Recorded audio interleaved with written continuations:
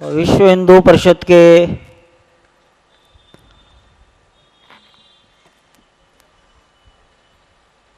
राष्ट्रीय स्वयंसेवक संघ के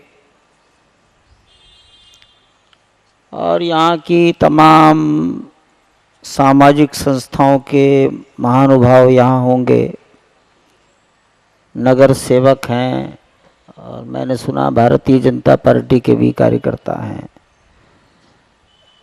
यहाँ के समाज के समस्त बंधु बांधव, माता बंधुओं, माताओं, बहनों, मैं आप सबको यथा योग्य प्रणाम निवेदन करता हूँ। कोशिश करूँगा कि मेरी बातचीत राम जन्मभूमि के चारों ओर घूमती रहे। दिसंबर के महीने में हिंदुस्तान में विश्व हिंदू परिषद का काम करने वाले प्रमुख कार्यकर्ता इकट्ठे आए थे नागपुर में, ऐसा ही है ना?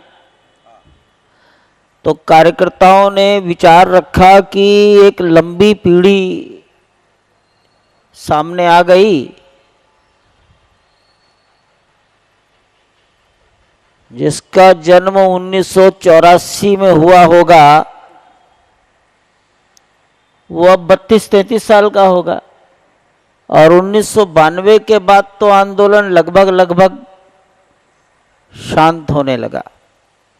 तो इनको राम जन्मभूमि के बारे में मालूम नहीं कितना ज्ञान है, कितनी जानकारियां हैं। तो सोचा ठीक है, हिंदुस्तान के 5000 स्थानों पर सभाएं करो। तो 5000 संख्या, तो इसका मतलब नाम भी चाहिए ना 5000। तो हमारे पास विश्व हिंदू परिषद की लगभग 70,000 इकाइयां हैं।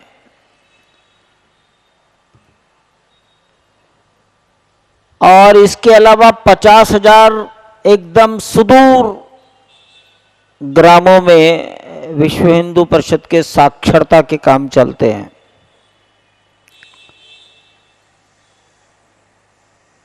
पिछले साल भी रामनवमी का उत्सव हम लोगों ने 40,000 इकाइयों में मनाया था। तो इस बार सोचा 5,000 सभाएं करो और राम जन्मभूमि बताओ क्या है ये। सामान्य बात तो यही है कि वहां एक मंदिर बनाना है। हमसे सवाल पूछते हैं कहीं मंदिर कब बनेगा, उनको मंदिर ही मालूम है। मैं तो कह देता हूं कि भाई मैं नहीं बता सकता। महात्मा गांधी ने कभी नहीं बताया कि 15 अगस्त 1947 को देश आजाद हो जाएगा, किसी ने नहीं बताया। सारे इतिहास में निकाल कर दिखाओ कि हिंदुस्तान की आज़ादी की कोई डेडलाइन तय हुई हो। तो अच्छे कामों की कोई तिथि तय नहीं होती। मरने की तिथि किसको मालूम है? जन्म का तो बता भी देता डॉक्टर के 4 दिन 6 दिन में बालक आ जाएगा। तो दुनिया के बहुत से काम ऐसे ही रहते हैं जिसके बारे में कुछ नहीं बताया जा सकता, क्या होगा, कब होगा। होगा, अगर अग्नि जिंदी रही तो कार्य होगा। दुनिया में एक देश है इजराइल। इतिहास में लोग ऐसा कहते हैं कि 1948 में इजराइल को उसकी धरती वापस मिली। मेरे वापस शब्द को ध्यान रखना। इजराइलियों का समाज यहूदियों का समाज था। बंबई में यहूदी रहते हैं, पहले बहुत थे। अगर 2-4 परिवार रहते हो तो उनसे पूछना तुम बंबई कब आए, तो इनको परिस्थितियों ने अपनी मातृभूमि से उजाड़ दिया। दुनिया में जहां जगह मिली वहां चले गए।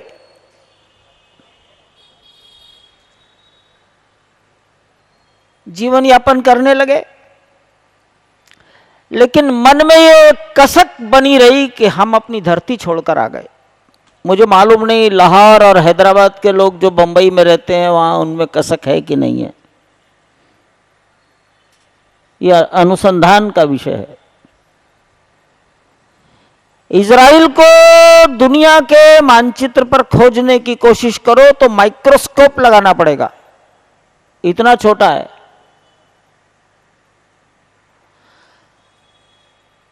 अब ये कसक को जिंदा कैसे रखें? हाय हमारी मातृभूमि, हमारा घर। तो ऐसा कहते हैं, जब एक दूसरे से मिलते थे, जब एक दूसरे को चिट्ठियां लिखते थे, तो आखिरी वाक्य होता था अगले साल यरूशलेम में मिलेंगे। कब मिलेंगे मालूम नहीं है, अगले साल मिलेंगे।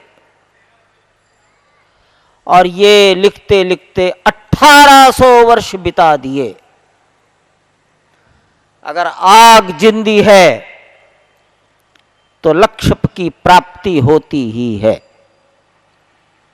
और 1948 में 1900 वर्ष के कुछ कम, 1800 साल से अधिक के पश्चात दुनिया की परिस्थितियां बदली और ठेठ खाड़ी के देशों में उनको एक पट्टी दे दी गई।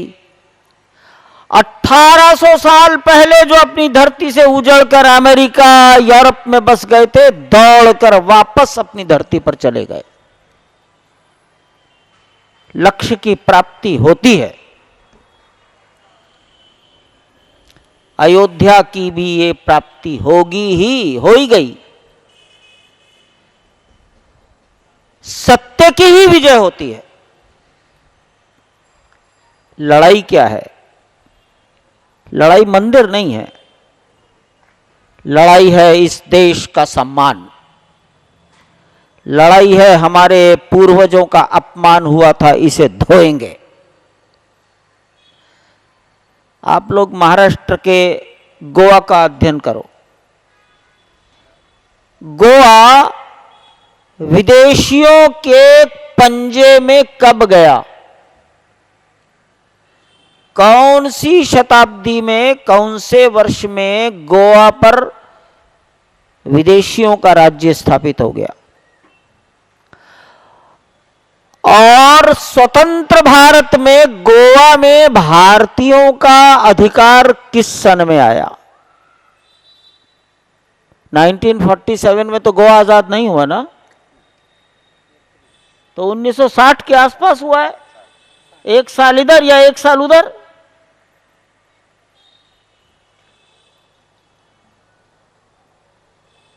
परिस्थितियां बदलती हैं, मस्तिष्क में रहा ये हमारा है, ये हमारा है। 47 में गोवा नहीं मिला, लेकिन ये हमारा है। ये बीज जिंदा था और ये प्यार से नहीं मिला, वार्तालाप से नहीं मिला, बाकायदा आक्रमण हुआ है। मैंने पढ़ा है कि सेनापति चाय पी रहे थे, दोस्तों के साथ बैठे हुए। दोस्तों को कहा 15 मिनट में आता हूं, जरा बैठिए। और 15 मिनट बाद समाचार आ गया, गोवा फतेह हो गया। लक्ष्य ठीक चाहिए। ऐसा ही ये राम जन्मभूमि है।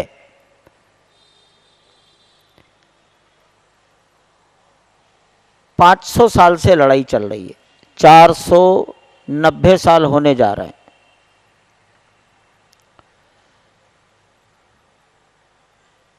ये बात भी चली, अभी इन्होंने, कई लोगों ने कहा राम थे नहीं थे, अयोध्या थी नहीं थी, बहुत चली बहस। और एक स्टेज ये आई कि एक मुस्लिम ने कहा, न्यायाधीश ने, मिस्टर रफात आलम, हाई कोर्ट के जज थे लखनऊ में, उन्होंने मुस्लिम वकीलों को कहा, देखो भाई, तुम समस्या का समाधान चाहते हो कि झगड़ा ही करना चाहते हो? तो वकील ने कहा, साहब समाधान चाहते हैं। कि फिर अभी कहो कि राम थे, अयोध्या यही है, ये सवाल दिमाग से निकालो। और उन्होंने खड़े होकर कहा, मैं ये मानता हूं कि राम एक ऐतिहासिक पुरुष हैं, यही जन्म हुए, इसी अयोध्या में हुए। अब मंच के भाषण कौन क्या बोलता है इस पर मत जाओ, लेकिन मैं ये अदालत की घटना सुना रहा हूं। और तब से अदालत में ये बात बोलनी बंद हो गई कि थे कि नहीं थे, थे कि नहीं थे, एस्टैब्लिश हो गया। तो अयोध्या मंदिरों का शहर है। मैं बिना गिनती के कह देता हूं महाराज जी 5000 मंदिर होंगे अयोध्या में और 1 लाख आबादी होगी। आधे घंटे में पैदल एक कोने से दूसरे कोने में कोई भी आदमी जा सकता है। नगर पालिका है छोटी सी, और ये 5000 के 5000 मंदिर या तो राम जी के हैं या हनुमान जी के हैं। शंकर जी के 2 मंदिर हैं, गणपति का 1 मंदिर है, भगवती का 1 मंदिर है, भगवान कृष्ण के शायद 2, बाकी सब राम जी के। यहां राम जी खेलते थे, यहां से राम जी की बारात चली। यहां गुरु जी का घर है, यहां माता कौशल्या का घर है, इसी नाम। ये कोप भवन है, यहां केकई कोप करने आ गई थी।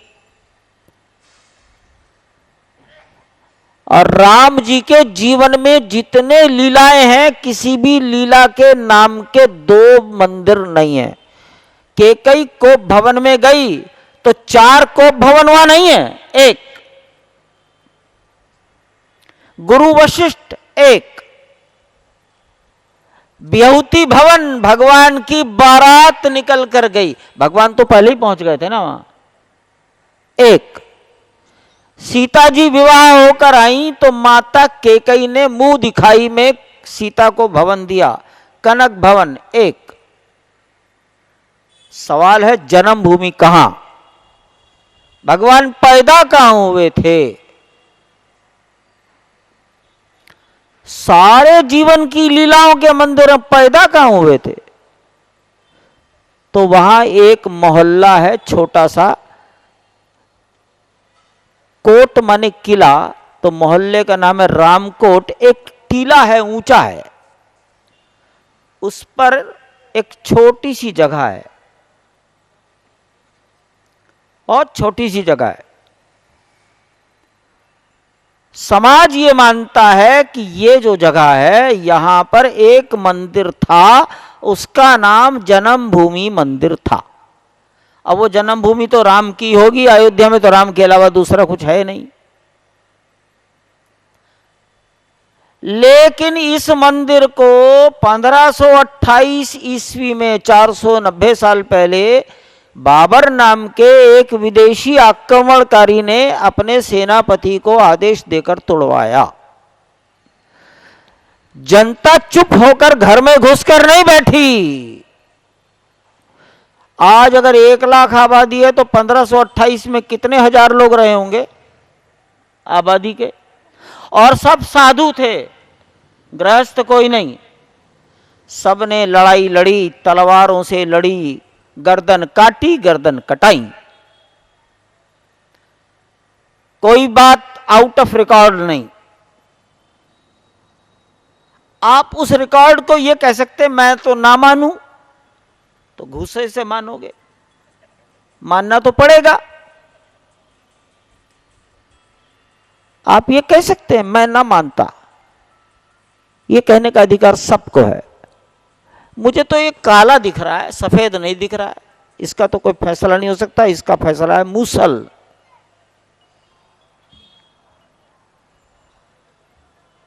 15 दिन तक लड़ाई चली, ऐसा रिकॉर्ड कहता है। और अंततः हिंदू पीछे हट गया और वो मंदिर तोड़ दिया गया। और उसी मंदिर के मलबे से वहाँ एक ढांचा बनाया गया, दीवार खड़ी करके उस पर गोल गोल ऐसे गुंबद बना दिए जैसे मस्जिदों में होते हैं। दूर से दिखने पर लगने लगा कि ये मस्जिद बन गई, लेकिन वो मस्जिद बन नहीं पाई। उसके कुछ विशेषताएं रहती हैं, वो विशेषताएं वहाँ नहीं बन पाई। और इस प्रकार ये लड़ाई 490 साल से चल रही है, मेरा तेरा। हिंदू कहता है हमारा मंदिर था, ये हमारी जमीन है, हम वापस लेंगे। और वहां के कुछ मुस्लिमों ने कहा यहां कभी कुछ नहीं था, खाली बंजर जमीन थी, सरयू नदी के किनारे थी, बाबर ने फतेह कर लिया, जीत लिया, अपनी सेनाओं को इबादत करने के लिए मस्जिद बना दी। ये दो पक्ष हैं, इसके बीच में 490 साल से लड़ाई चलती है। शांत हिंदू कभी बैठा नहीं। 75 बैटल्स हुए हैं तलवारों से। वाक युद्ध आज चलता है, उस समय तो तलवारें ही चलती होंगी। सबका वर्णन है, किस मुस्लिम राजा के काल में कितनी मारकाट हुई। किसी मारकाट में हिंदू जीता नहीं, लेकिन किसी मारकाट से हिंदू पीछे हटा नहीं, हिम्मत नहीं हारी। हर लड़ाई में एक कदम आगे बढ़ गए। एक कदम बढ़ने से, 2 कदम आगे बढ़ने से किसी को पता ही नहीं लगा। लोगों ने मान लिया चलो जाने दो, चलो जाने दो। और इस प्रकार 490 साल में एक एक 2-2 कदम आगे चलते हुए 1934 आ गया। 1934 में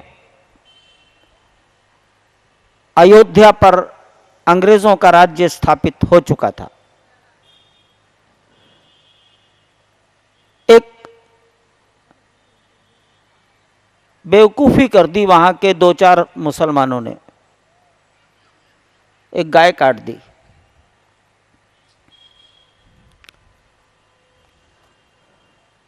आजकल तो बहुत कटती हैं।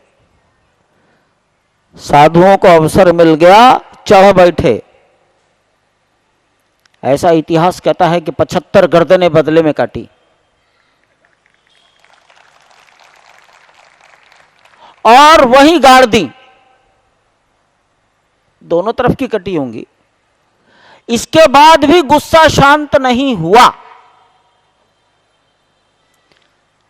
तो इन साधुओं ने या हिंदू समाज ने, लिमिटेड समाज अयोध्या, उस ढांचे को, वो जो 3 गुंबदों वाला ढांचा था, उसको भरपूर तोड़ा। गुंबद तोड़े 1934। ये को 92 में पहली बार नहीं टूटे। ब्रिटिश का राज्य स्थापित हो गया था, तो क्या करें। तो जब गुस्सा शांत हो गया तो अंग्रेज सरकार ने हिंदुओं को कहा तुमने गलती की है, तुम पर टैक्स लगेगा। और इसलिए टैक्स तो मैं कह रहा हूं, इट वॉज पेनल्टी, दंड। 84,000 रुपया 1934 में हिंदुओं से पेनल्टी कलेक्शन हुआ। और ये पैसा फैजाबाद के सरकारी खजाने में, माल खाने में या बैंक में, तहसील में ही जमा होता था उस समय, उसमें जमा हुआ। ये हिंदुओं से कलेक्शन किया गया पेनल्टी 84,000। 2017 में उसकी क्या वैल्यूएशन होगी, यहाँ के कुछ अच्छे लोग निकाल सकते हैं, वो गणित का काम है। और 1936 में उस 84,000 से उसको रिपेयर करा के नए बनाए गए वो गुंबद। इसलिए जब वो गुंबद गिरे तो उसमें सारी ईंटें 1936 की निकली हैं। 1528 की कोई ईंट ना निकली वहां। एक भी ईंट डिमोलिशन में 1528 की नहीं मिली। 1934, 35, 36, ठीक है ये बात। लोग ले गए अपने घरों में। तो ये लड़ाई का अंतिम चरण है। इसके बाद भी गुस्सा ठंडा नहीं हुआ। देश आजाद हो गया 1947 में। तो 34 के बाद 47 निकाल लीजिए, कितने साल और हो गए, 13 साल। और 47 में देश आजाद हो गया। देश के प्रधानमंत्री पंडित जवाहरलाल नेहरू बन गए। उत्तर प्रदेश के मुख्यमंत्री गोविंद बल्लभ पंत बन गए। केरल के के नायर वहां के डिस्ट्रिक्ट मैजिस्ट्रेट बन गए। और फैजाबाद के ही एक राजपूत थे, ठाकुर गुरदत्त सिंह वो अयोध्या के ऑनरेरी मजिस्ट्रेट बन गए। एक रात को 40-50 लड़के इकट्ठे हुए, 18 साल 20 साल के। कैसी रात? तो उत्तर प्रदेश की दिसंबर की ठंड, मैं बंबई को कल्पना कैसे कराऊं। 0 डिग्री टेम्परेचर रहता है, कड़कड़ाती ठंड। और ये रात को उस ढांचे में सीढ़ियां लगाकर कूद गए। जो अंदर था उसको ऐसा फेंका जैसे बच्चे पत्थर फेंकते हैं। सवेरे घोषणा हो गई कि रात को धरती फट गई थी, भगवान प्रकट हो गए।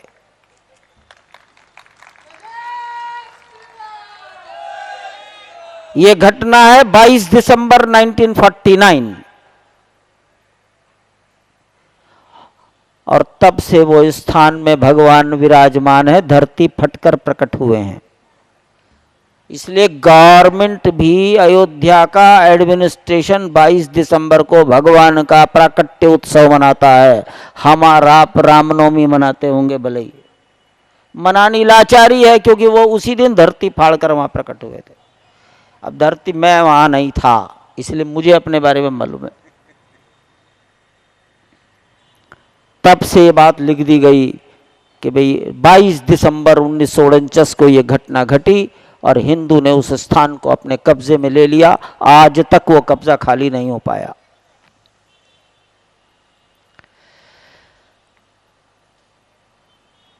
अदालतों के रास्ते खुल गए। अदालत में हिंदू जीतता ही चला गया। जबरदस्ती रख दिए, कोई बात नहीं, अब हटेंगे नहीं। हाई कोर्ट में गए, साहब हमारे यहाँ भगवान इन्होंने रख दिए, हटाओ, अब नहीं हट सकते। किसी अदालत से भी कोई रिलीफ किसी को नहीं मिला। हिंदू जीत गया। क्या करें? तो देखो धैर्य कितना अच्छा होता है। हिंदुओं ने सोचा रात को प्रकट हुए, कोई उठा के भी ले जा सकते हैं, हमारे भगवान तो बालक हैं, छोटी सी मूर्ति जेब में रख के भाग जाएगा कोई।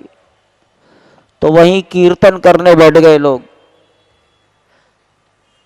वहीं कीर्तन करने बैठ गए। और उसी भवन के सामने 24 घंटे रात और दिन, आज तक, आज मैं यहां ठाणे में खड़ा हूं, वहां 24 घंटे कीर्तन ही चलता है। उसकी चौकसी की समाज ने, रक्षा की उसकी। हमारे ठाकुर अब यहां बैठ गए, हमारी जन्मभूमि हमको प्राप्त हो गई।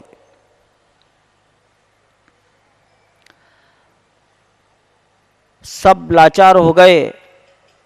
एडमिनिस्ट्रेशन ने सावधानी बरती रखी और वहां दरवाजे लगाकर ताले डलवा दिए। अब आपके यहां मंदिर होगा, मंदिर में भगवान को भोग लगता है कि नहीं? और शयन आरती भी होती है रात को। तो हिंदुओं ने कहा भगवान ताले में बंद हो गए, हमारे बच्चे को भूख लगती है। तो डीएम ने कहा ठीक है, सवेरे को भूख लगती है, कितने बजे लगती है? तो ताला आधे घंटे सवेरे खुलेगा, आधे घंटे शाम को खुलेगा, भोग लगेगा, आरती होगी, जागरण होगा, शयन होगा। कौन करेगा? तो एक पुजारी अपॉइंट हो गया। इस प्रकार ये इतिहास एक एक कदम आगे चलने लगा। जनता आने लगी तो जनता पैसा फेंकने लगी। आप जाते हैं मंदिर में, 2-4 पैसे डालाते हैं। अब ये पैसे का क्या करें? तो भी यह हुआ, ये तो पैसा मस्जिद को चढ़ रहा है कि मंदिर को? तो वो नहीं, ये तो राम जी को चढ़ रहा है। तो राम जन्मभूमि के नाम का बैंक अकाउंट सरकार ने खुलवा दिया 1950।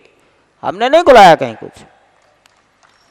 और वो चढ़ावे का पैसा 1950 से उसी बैंक में आज तक जाता है, 8 अप्रैल 2017 तक। हमने कभी पूछा ही नहीं कितने करोड़ है, कितना कौन चाट गया। हमें इसकी जरूरत ही नहीं है, हमको तो स्थान चाहिए। हमारी लड़ाई पैसे की नहीं है, हमारी लड़ाई इस स्थान की, हिंदू समाज की। यह स्थान भगवान की जन्मभूमि का स्थान है, इसको हमें दो। 1528 में हिंदू समाज दुर्बल पड़ गया था, एक विदेशी आक्रांता ने हमारे मंदिर को तोड़ा, ये हमारा राष्ट्रीय अपमान है, इस अपमान को हम धोएंगे, इसको समाप्त करना चाहते हैं।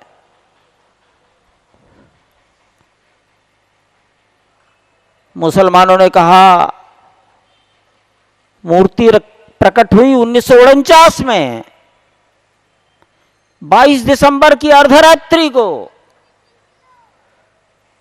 11 साल बाद 18 दिसंबर 1961 को किसी मुस्लिम को लगा कि ये तो हमारी मस्जिद थी, क्या हुआ है, तो 12 साल निकलते जा रहे हैं, इसलिए दायर कर दिया मुकदमा कि नहीं ये तो हमारी मस्जिद थी और इसके चारों ओर कब्रिस्तान था। 75 आदमी काट के गाड़े थे ना वहां, उनको याद था कि ये चारों ओर का हमारा कब्रिस्तान है और यहां अंदर भगवान बैठे हैं, इन्हें हटाओ, इसे मस्जिद घोषित करो और ये चारों स्थान की जमीन कब्रिस्तान। लेकिन कुछ हुआ नहीं, मुकदमेबाजी शुरू।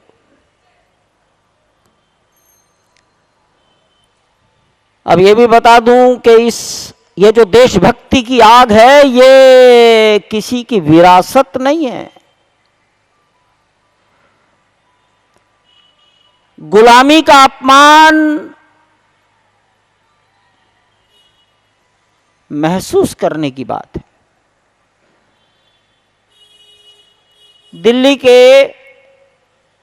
गए होंगे बहुत सारे लोग, इंडिया गेट पर आजकल एक ज्योति जलती है, 26 जनवरी को उसका फोटो आता है, प्रधानमंत्री वहां जाकर पुष्प चढ़ाते हैं। वो ज्योति सैनिकों की स्मृति में जलती है। लेकिन पहले क्या था वहां, तो पहले एक अंग्रेज राजकुमार की मूर्ति थी, जॉर्ज पंचम, खड़ी मूर्ति। अयोध्या का एक नौजवान हथौड़ी लेकर देश की आजादी के बाद गया और उसकी नाक तोड़ दी।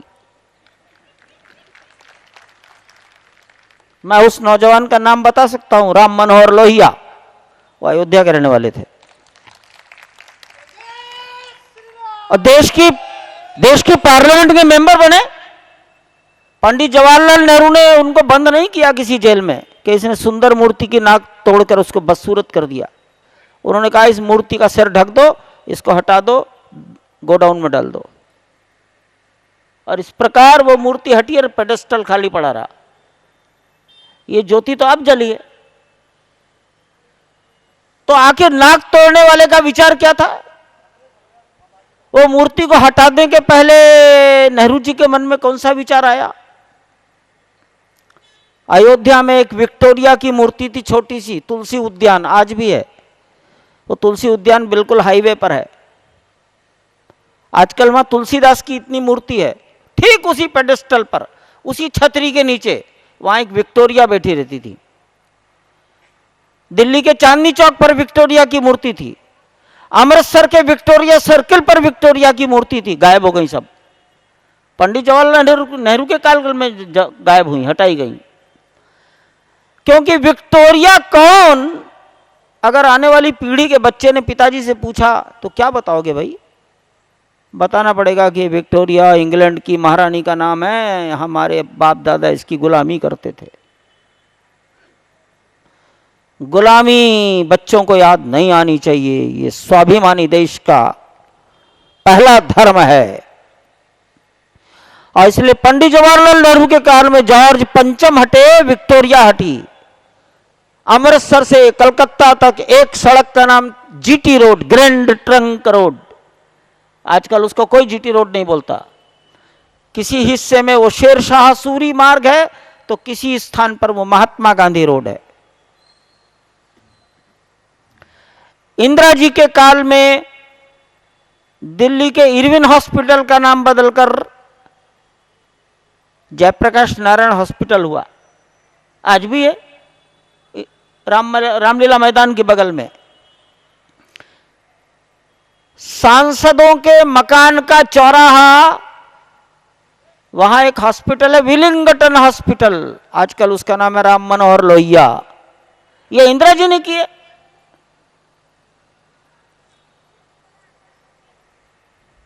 किस प्रेरणा से किए? दिल्ली में कनॉट प्लेस अजमेरी गेट को जोड़ने के लिए एक रेलवे का पुल है, उसका नाम है मिंटो ब्रिज, आजकल उसका नाम है शिवाजी ब्रिज।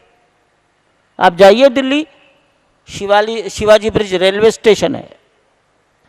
पुराना नाम पूछो क्या था? मिंटो। अबे मिंटो कौन?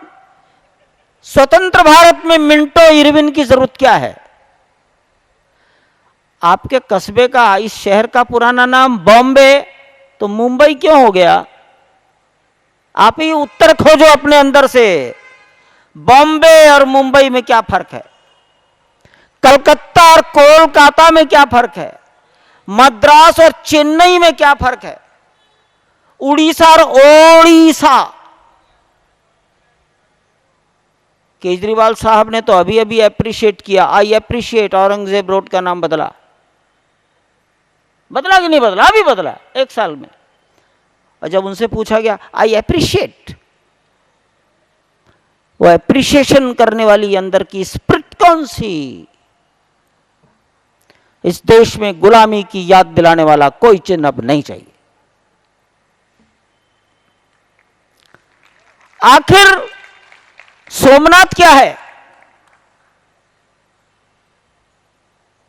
भाई भगवान शंकर के ज्योतिर्लिंग में से एक, ठीक समुद्र के किनारे। महमूद गजनी ने कहते उसको बार बार तोड़ा, लूटा।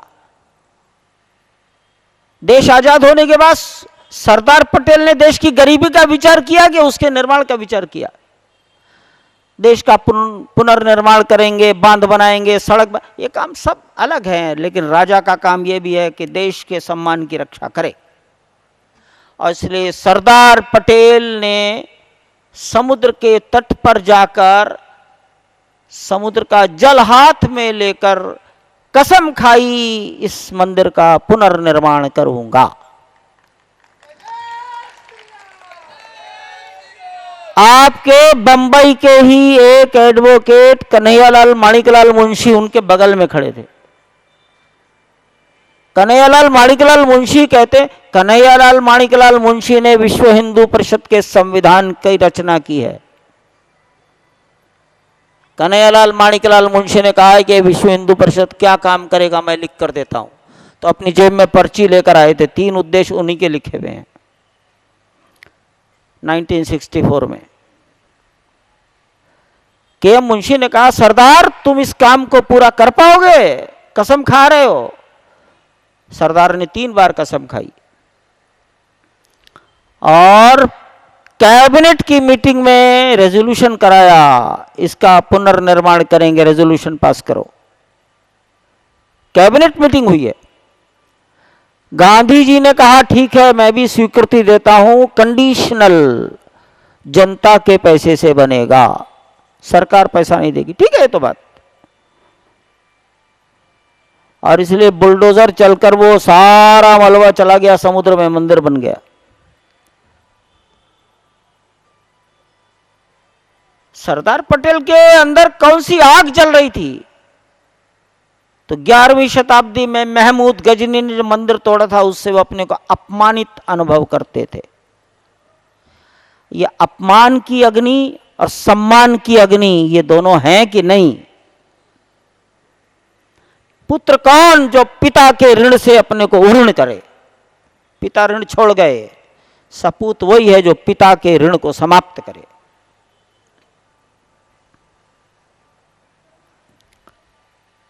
- 1962 में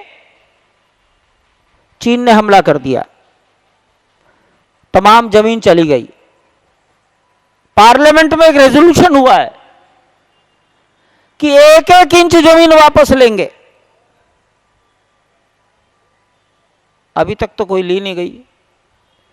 मान लो 500 साल बाद कोई आपके घर में पैदा हो जाए, एक प्रधानमंत्री बन जाए और एक सेनापति बन जाए और दोनों कहे कि वापस लेंगे, आगे बढ़ो, तो युद्ध होगा, मारकाट होगी, बम गिरेंगे। उस समय जो भी हथियार होंगे वो सब चलेंगे, जिसकी मृत्यु आ जाएगी वो मरेगा। लेकिन पार्लियामेंट के 1962 के रेजोल्यूशन को पूरा करने वाली वो पीढ़ी, वो कपूत होगी कि सपूत होगी, सोचने का विषय है। पार्लियामेंट का रेजोल्यूशन है। मैं एक और याद दिला देता हूं, बुजुर्गों को याद होगा। मुझे याद है मेरी आयु उस समय थी 15 साल। पढ़ाई छोड़कर रेडियो सुनता था। पार्लियामेंट में नेहरू जी ने कहा, अरे चीन ने जमीन छीन ली तो क्या फर्क पड़ता है, घास का तिनका भी पैदा नहीं होता, वहां पत्थर है और बर्फ है। तो उनके एक दोस्त खड़े हो गए। उस समय तो उनके अलावा कोई पार्लियामेंट में होता नहीं था, जैसे आजकल योगी के अलावा दूसरा विधानसभा में नहीं है। उन्हीं के एक मित्र खड़े हुए, महावीर त्यागी, वो उत्तर प्रदेश के मेंबर पार्लियामेंट थे। महावीर त्यागी की खोपड़ी गंजी थी, बाल नहीं था, और महावीर त्यागी खड़े होकर कहने लगे, मेरी खोपड़ी पर बाल नहीं है, जरा कोई हाथ लगाकर दो देखे। अरे घास का तिनका पैदा नहीं होता इसलिए कोई भी छीन लेगा, मेरी खोपड़ी पर भी कोई बाल नहीं पैदा होता, जरा छू के देख। और तब वो रेजोल्यूशन हुआ, 1-1 इंच जमीन वापस लेंगे। राष्ट्र का सम्मान एक परकी आया और घर लूट कर ले गया, तोड़कर चला गया, ये झगड़ा है। अब सवाल ये है कि आया कि नहीं, पहले तो ये तय करो। अब क्योंकि किताबों में तो लिखा है, ब्रिटेन के जितने इतिहासकार हैं, एनसाइक्लोपीडिया हैं, गजेटियर हैं, सब में लिखा है। इससे भी ज्यादा अंग्रेजों के भारत में प्रवेश करने के पहले, ईस्ट इंडिया कंपनी भारत में आई 1757 के आसपास मान लो, उससे भी पहले एक पादरी भारत घूमने आया। तो भारत में वो 45 साल घूमता रहा और भारत में ही मर गया। तो वो रोज डायरियां लिखता था, ट्रेवलर्स अकाउंट कहलाता है। उसके मरने के बाद उसके दोस्तों ने उसकी डायरी लैटिन में लिखी हुई थी, उसका फ्रेंच में अनुवाद किया और वो बर्लिन में जाकर किताब छपी। 600 पृष्ठ की किताब है। उसमें अयोध्या पर 50 कागज हैं। अयोध्या का ऐसा वर्णन किया जैसे मैं आपके सामने बोल रहा हूं। भगवान विष्णु 3 भाइयों के साथ यहां पैदा हुए। जनता आती है, दंडवत प्रणाम करती है, इसके 3 परिक्रमा करती है।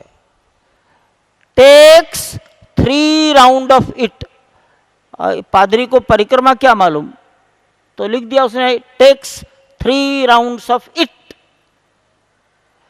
और ये किताब छपी है 1786 ईस्वी में। वो जब किताब कोर्ट में प्रस्तुत हुए तो बौखला गया समाज, ये फर्जी किताब कहां से आ गई। तब उनको कहा फर्जी नहीं है, वेबसाइट पर उपलब्ध है। वेबसाइट का एड्रेस दे दिया गया, आप भी प्रिंट आउट निकाल लीजिए। सारा इतिहास मिलता है। नहीं मानते, आई विटनेस चाहिए। आजकल अदालत को आई विटनेस ज्यादा चाहिए। मारने का आई विटनेस, चोरी का आई विटनेस, हर चीज का आई विटनेस। अब आई विटनेस कहां से लाओगे, 1528 में तोड़ने वाला। तो साइंस और टेक्नोलॉजी का सहारा लिया गया। जैसे शरीर का एक्सरे होता है, अल्ट्रासाउंड होती है, एमआरआई होती है, ये सब चीजें होती हैं, तो हुआ भाई धरती के नीचे भी फोटोग्राफी कर सकते हैं। राडार तरंगें नीचे फेंकनी होंगी, वो नीचे के फोटो लेकर ऊपर आ जाएंगी। अब हिंदुस्तान में कहा गया भाई कौन आईआईटी ऐसा है जो कर सकता है, तो सारे आईआईटीज ने हैंड्स अप कर दिए। हमारे यहाँ नहीं हो सकता, हमारे यहाँ एक्सपर्टाइज नहीं है। मैं भी मिलने गया था 1-2 डायरेक्टर्स ऑफ आईआईटीज से। उन्होंने कहा नाने झगड़े में नहीं पड़ते, हमारी तो मशीन ही बहुत पुरानी है और ख़राब पड़ी है। हमने ठीक है। तो भारत सरकार ने कनाडा से एक्सपर्ट बुलाया और उसको हाई कोर्ट ने कहा ये काम करना है। उसने फोटो खींचे हैं, 5.5 मीटर नीचे तक के फोटो खींचे हैं। उस ढांचे के चारों ओर, वो तो गिर चुका था 1992 में, लगभग 60-70 स्थानों पर वो मशीन रखकर फोटो खींचे और उसने लिख दिया जमीन के नीचे दूर दूर तक एक बड़ा सुंदर भवन दिख रहा है। तो अब राडार तरंगों में दिख रहा है, फोटोग्राफी में दिख रहा है। मैं अगर रिपोर्ट को आप और हम तो पढ़ नहीं सकते, एक्सपर्ट पढ़ेगा। तो ये हुआ अच्छा दिख रहा है तो खोदो, नीचे दिख जाएगा। तो फिर भारत सरकार के आर्कियोलॉजिकल सर्वे ऑफ इंडिया ने उस फोटोग्राफिक रिपोर्ट को आधार बनाकर मट्टी हटानी शुरू करी। इसी को कहा गया है एक्सकवेशन। 6 महीने चली। अब इसमें भी झगड़ा आ गया कि अगर हिंदुओं ने पक्षपात किया तो क्या करोगे। तो हाई कोर्ट ने कहा ठीक है, जो तुम कहो कि साहब कुछ मजदूर हमारे भी रख लिए जाएं। तो हाई कोर्ट ने रिटन ऑर्डर दिया है। हाई कोर्ट भी कितना ध्यान रखकर चला है, 40% लेबर मुस्लिम होगा। सभी संबंधित हिंदू और मुस्लिम पार्टियां इसको सुपरवाइज कर सकती हैं। हम उनके फोटो आईडी बनाएंगे, मिनट टू मिनट इनकी वीडियोग्राफी होगी। इसके बाद भी कोई कंट्रोवर्सी खड़ी होती है तो 2 डिस्ट्रिक्ट जज इसको सुपरवाइज करेंगे, एक हिंदू एक मुसलमान। और तब ये 6 महीने खुदाई चलने के बाद वो जो मसाला निकला, दीवारें निकली हैं 27। एक फर्श पर आप बैठे हैं, दूसरा फर्श आपकी कुर्सी का है, तीसरे फर्श पर मैं खड़ा हूं। ऐसे डिफरेंट लेवल पर 4 फर्श निकले।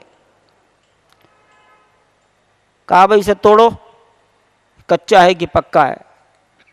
तो तोड़ने वाले ने 5-7 हथौड़े मारे, कुछ नहीं हुआ। तो कहा रोक दो, बहुत मजबूत है, वाइट कलर है, वाइट, एकदम वाइट। आप बिल्डिंग बनाते हैं, आजकल की सारी बिल्डिंग पिलर पर खड़ी रहती है, दीवारें बाद में बनती हैं। तो पिलर बराबर दूरी पर सामान्यतः रहते हैं। तो 2 लाइनों में ऐसी रचना मिली। भाई ये देखो, यहां से यहां तक ये क्या है, दूरी नापो, अगली दूरी नापो, ऐसे ऐसे नापो, ऐसे ऐसे नापो, इक्वल डिस्टेंस। तो इसका मतलब यहां खंबे खड़े रहे होंगे। 52 स्थानों पर ऐसी रचना मिली जिसके लिए लिखा गया कि these are the pillar basis. खंबे होंगे। हम तो बहुत दिनों से कह रहे हैं कि यहाँ 84 खंभों का हिंदुओं का एक मंदिर था। हम तो शुरू से लड़ाई में कह रहे हैं ये बात। 84 खंभों का मंदिर हम ड्राइंग बनाकर देंगे, और हमने ड्राइंग बनाकर दी है कोर्ट को। 84 खंभे कैसे रहे, जब वो 52 मिल गए तो उसी की कल्पना से 84 बना दिए, और रिकॉर्डेड है सब बात।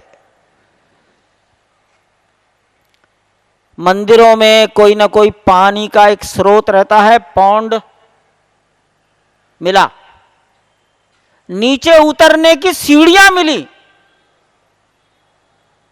इतनी अच्छी सीढ़ियां शायद आज नहीं बन पाएंगी। अंत में एक छोटी सी रचना मिली जिसको लिखना पड़ा कि ये शिव जी का मंदिर है। कोई चीज हटाई नहीं गई है, सबको पॉलीथीन से ढका गया है। उसके ऊपर बालू रखी गई है। बालू सेटल नहीं होती, जमती नहीं। जब चाहोगे बालू हटाकर पॉलीथीन हटा लीजिए, जौकातियों सब मिलेगा, निकलेगा एज इट इज। इतनी मोटी रिपोर्ट बनी। आखिरी लाइन लिखी गई कि यहां पर एक उत्तर भारतीय शैली का हिंदू मंदिर था। हिंदू बहुत दिनों से, 1528 से हिंदू कह रहा है कि हमारा मंदिर था, उसे तोड़ा। मुस्लिम कहता है नहीं, यहां कभी कुछ नहीं था, बंजर भूमि थी, कुछ नहीं तोड़ा। क्लियर हो गया।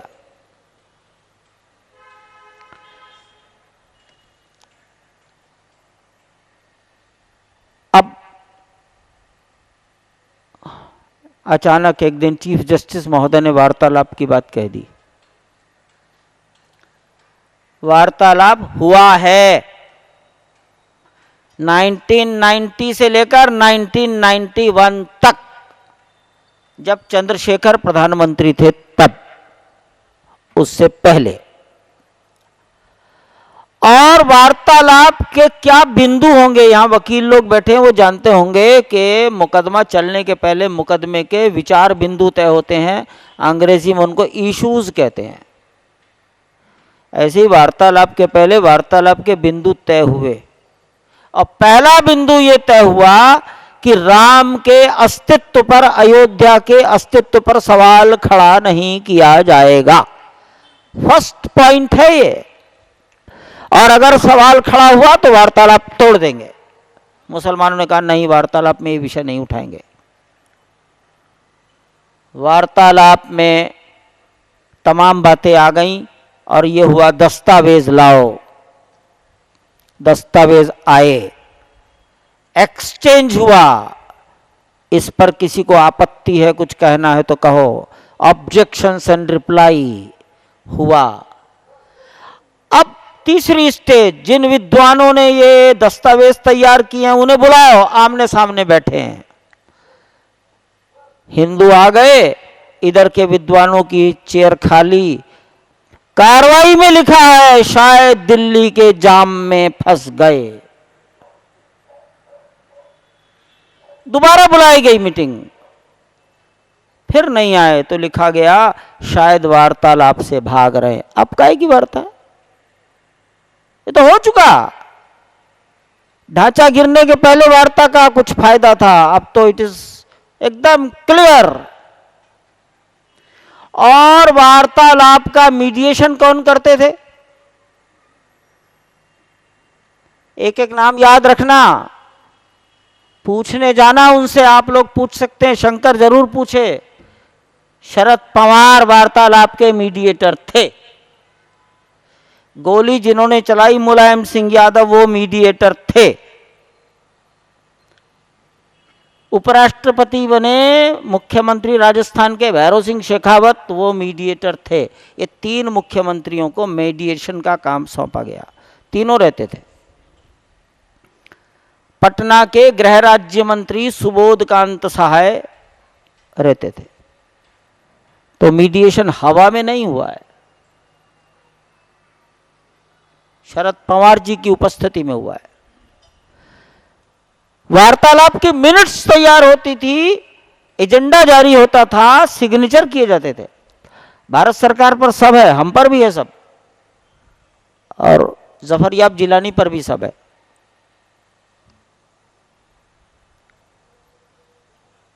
वार्तालाप का एक पेंच फंस गया। मान लो वार्तालाप में कुछ मिल गया तो कहां टिकोगे? वार्तालाप का समापन कहां करोगे? तो मुस्लिमों ने कहा अगर यह सिद्ध हो गया कि यहां मंदिर था तो हम तो स्वेच्छा से सरेंडर कर देंगे। रिटर्न, मौखिक नहीं है। भारत सरकार ने इस वाक्य को अपने रिकॉर्ड में रखकर व्हाइट पेपर में छाप दिया। हम स्वेच्छा से सौंप देंगे, सिद्ध कर दो कि यहां मंदिर था, उसे तोड़ा गया। अब जब ये हो गया तो भारत सरकार भी फंस गई एक बार। सुप्रीम कोर्ट ने पूछा भाई तुम क्या करोगे? तो नरसिम्हा राव जी ने सुप्रीम कोर्ट में एफिडेविट दिया कि अगर सिद्ध हो गया कि मंदिर था तो हम तो हिंदुओं जो चाहते हैं वही करेंगे, और अगर सिद्ध हुआ कि यहां कोई मंदिर नहीं था तो तब मुसलमानों के अनुसार काम करेंगे। तो मुस्लिम नेता भी कलमबद्ध हो गए और भारत सरकार भी एफिडेविट के द्वारा कलमबद्ध हो गई सुप्रीम कोर्ट में। इसलिए अब खुदाई कराई। तो अब भाई अब दोनों अपनी बात पूरी करो। अब तो जजमेंट आ गया, साफ लिखा गया देयर वाज ए टेंपल। मुस्लिमों का निर्णय किस आधार पर हुआ? निर्णय अदालत ने कैसे किया? लोग कहते हैं ना आस्था आस्था आस्था, तो मैं आपको बता दूं आस्था भी कानून है। लेकिन हिंदुओं का मुकदमा हिंदुओं के कानून के आधार पर निर्णय किया, मुस्लिमों का मुकदमा मुस्लिमों की परंपरा और किताबों के आधार पर रद्द किया है। The suit is dismissed, no relief can be granted, ये लिखा हुआ है मुस्लिमों के सूट पर। The suit is dismissed, no relief can be granted. अब वो कैसे हो गया? तो मुस्लिमों का परंपरा है खरीदी हुई जमीन चाहिए, ट्रू ऑनरशिप, कब्जे की जमीन नहीं चाहिए।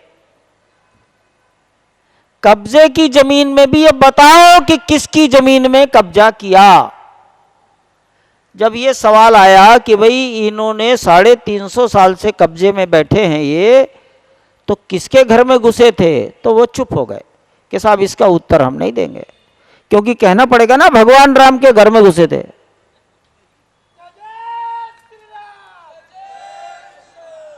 तो फिर जमीन खरीदी कि नहीं खरीदी? तो ये बात आई, अरे बाबर तो बादशाह था, सारे संसार का मालिक था। तो किताबें दिखाई गई कानून की, कोई विदेशी आक्रमणकारी आक्रमण में जीतने के बाद जमीन का मालिक नहीं होता, ऑनर ऑफ द सॉइल नहीं, वो केवल जनता से टैक्स कलेक्ट करने का अधिकारी है। और मुस्लिम जज को कहना पड़ा this is the correct legal position, और इसलिए लिखना पड़ा निर्णय में, it is not proved that the property belongs to Babar or any मुस्लिम। तो जब तुम इसके मालिक नहीं हो तो इस पर मस्जिद बनाकर खुदा को सरेंडर कैसे कर दिया? और खुदा को दूसरे के कब्जे की जमीन पर सरेंडर किया। तो इस्लाम में लिखा है ऐसी जगह पर पढ़ी हुई नमाज खुदा को कबूल नहीं होती, ये उन्होंने लिखा है। फिर एक किताब हमारे रविशंकर प्रसाद एडवोकेट जो आजकल मंत्री बन गए, उन्होंने रखी कोर्ट में कि देखो साहब ये इस्लाम की ग्रंथ है, इसमें मोहम्मद साहब ने मस्जिद बनाने के लिए जमीन खरीदी और कहा कि बिना खरीदे मस्जिद नहीं बनाऊंगा, इसमें लिखा है।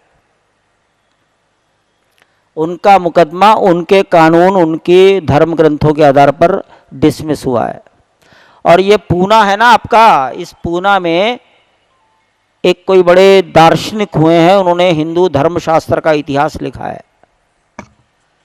वो कानून है, वो सुप्रीम कोर्ट में कानून की किताब के रूप में माना जाता है। तो उसमें लिखा है कि हिंदुओं में भगवान इज माइनर, नाबालिग है, और ये एक ऐसा नाबालिग है जो जीवन में कभी बालिग ही नहीं होता। 1000 साल पुराना मंदिर होगा लेकिन ठाकुर नाबालिग ही माने जाएंगे। 100 फीट ऊंचे हनुमान जी होंगे लेकिन नाबालिग, और नाबालिग की संपत्ति पर किसी का एडवर्स पोजीशन पॉसिबल नहीं है।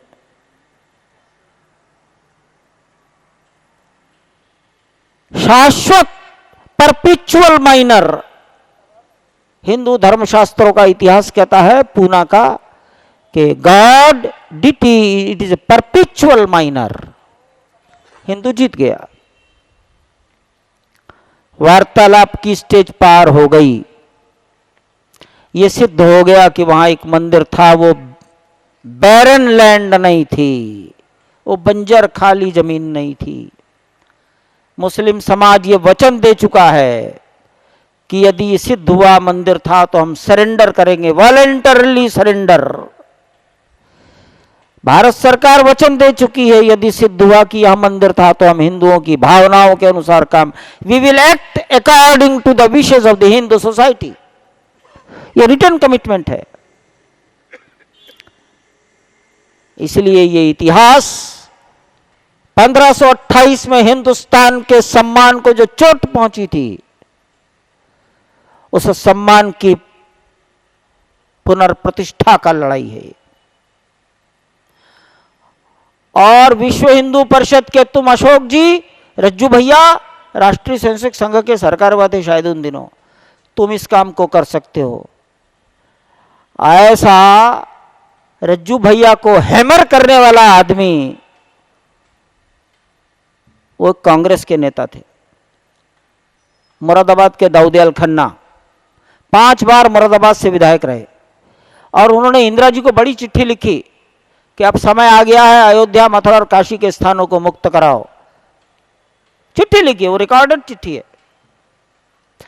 और उन्होंने रज्जू भैया को कहा तुम ये काम करो, ये आरएसएस कर सकता है। तब आरएसएस ने, रज्जू भैया ने अशोक सिंघल को कहा ये विश्व हिंदू परिषद जाए देखे। अशोक सिंघल दाऊदयाल खन्ना के पास गए, बड़े बूढ़े थे। बाबूजी आप हमारे बुजुर्ग हैं, हम तो आगे बढ़ जाएंगे, तुम पीछे तो नहीं हट जाओगे। कहते क्या मतलब? अरे कहते आप इंदिरा जी कह देंगे आप पीछे हट जाओगे। तो कहा लो मैं कांग्रेस ही छोड़ देता हूं। ये रिकॉर्ड है। और एक लंबी चौड़ी चिट्ठी लिखी, इंदिरा जी को छोड़ दिया। यह आंदोलन भी उन्होंने हमारे गले डाला। लड़ाई 500 साल से चल रही थी। ये लड़ाई 500 साल पुरानी है, भूल जाओ, छोड़ दो, इतना कहने से काम नहीं चलेगा। गोवा याद रखो, 400 साल से उनका कब्जा हो गया था, सब बेकार की बात। अगर 400 साल से कब्जा हो गया था तो इस्लाम तो यहाँ 700-800 साल तक रहा है। उत्तर में गुरु गोविंद सिंह लड़े हैं, राजस्थान में महाराणा प्रताप लड़े हैं, और यहाँ छत्रपति शिवाजी लड़े हैं। और दक्षिण के अंदर भी लड़ने वाले विजयनगर साम्राज्य के संस्थापक आए हैं। बुंदेलखंड के अंदर छत्रसाल लड़ा है। जब जिसको जहाँ समय मिला लड़ते रहे।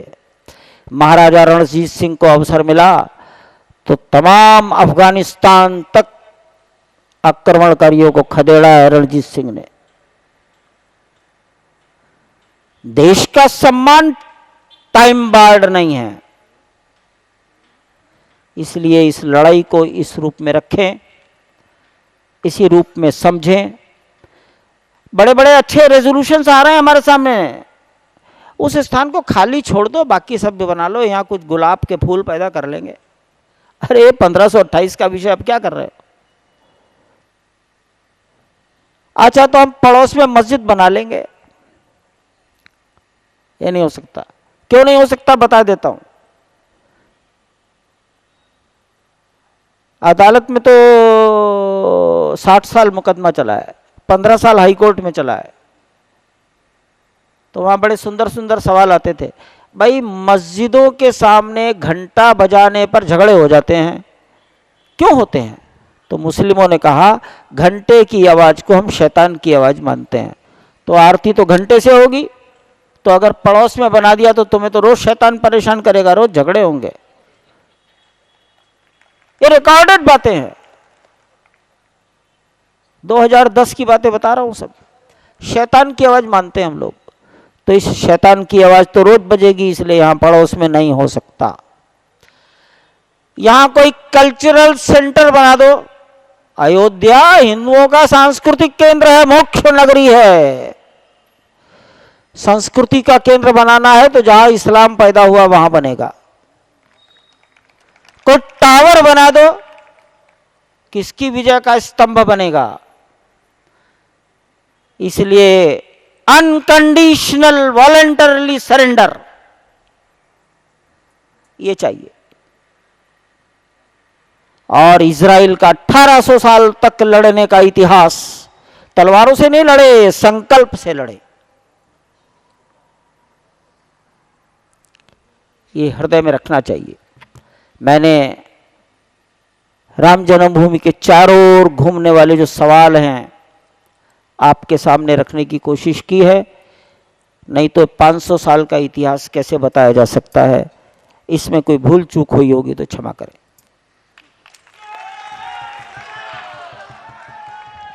जय श्री राम। पसायदान होईल। पसायदान